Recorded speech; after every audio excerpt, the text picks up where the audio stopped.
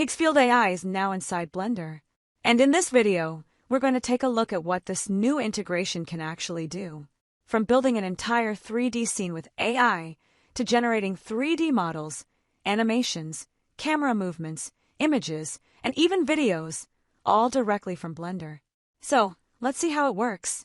Higgsfield AI has just announced its new Blender plugin for Blender users.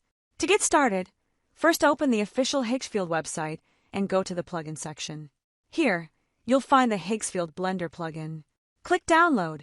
You can also check the plugin details and supported features before installing it. Once the zip file is downloaded, open Blender and simply drag and drop the downloaded zip file directly into Blender. For this tutorial, we're using Blender 5.1, so make sure you're using a compatible and up-to-date version of Blender. If you don't see the Higgsfield panel or floating tabs in your Blender viewport after installation, don't worry. Go to Edit, then Preferences, then Add-ons and search for Higgsfield. You'll see the plugin there. Enable it, and the Higgsfield tools should appear inside your Blender interface. The plugin will then ask you to connect or log in to your Higgsfield account. Complete the login, and we're ready to go. Now we finally have access to the Higgsfield AI tools directly inside Blender. And there are quite a few options here. We have Scene Builder, 3D Model, Animation, Image, Video, Camera, and Assets. Let's start with Scene Builder. Inside Scene Builder, we have several AI models to choose from, so you can experiment with whichever model works best for your scene. We're going to start by giving it a prompt and asking it to build our environment. Let's see what we get. It takes a little time to generate, but once it's finished, we get our basic environment directly inside Blender. As you can see, it created the ground surface and built the environment around it. Next, we wanted to create a highly detailed human character. We asked it to generate a detailed human structure, but instead of creating the full character, it mainly generated the face. To be fair, the facial detail is actually pretty impressive, but that's not what we needed. So, instead, we're going to try a different approach. This time, we'll use Image to 3D Model. We'll upload our reference image, add our settings, and hit Generate. And there we go.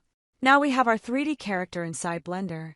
We also included animation instructions in our prompt, so let's see what kind of animation we can get.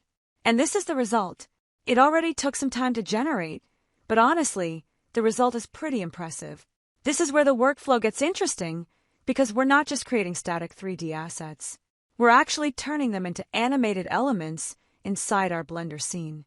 Now, I want to add some camera movement to the scene. So, I'm going back to Scene Builder and adding a prompt describing the camera movement I want. Let's see what Higgsfield creates. And there it is. Now we have our camera movement added to the scene. Next, let's render this scene, because we're going to use that render as the foundation for generating our final video. For the video generation, we'll use Seedance 2.5. I'll add the video prompt, choose the settings, and hit Generate.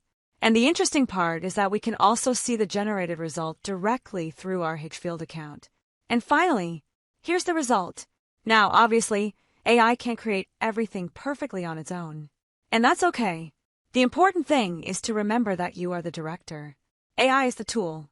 You decide what to create, what to change, what to keep, and how everything comes together. So don't expect AI to cook the entire meal for you. You're the chef, AI just gives you the ingredients. And with this new Higgsfield integration inside Blender, we now have a pretty interesting way to bring those ingredients together. That's it for today. Thanks for watching, and I'll see you in the next one.